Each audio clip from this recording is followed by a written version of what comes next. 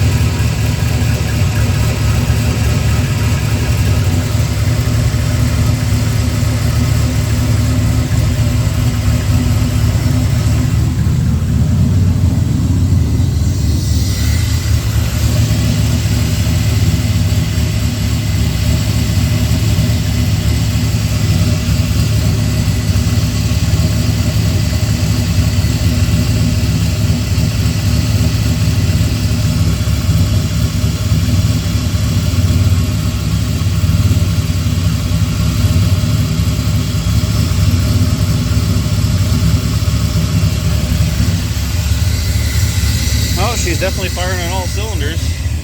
That ain't the issue.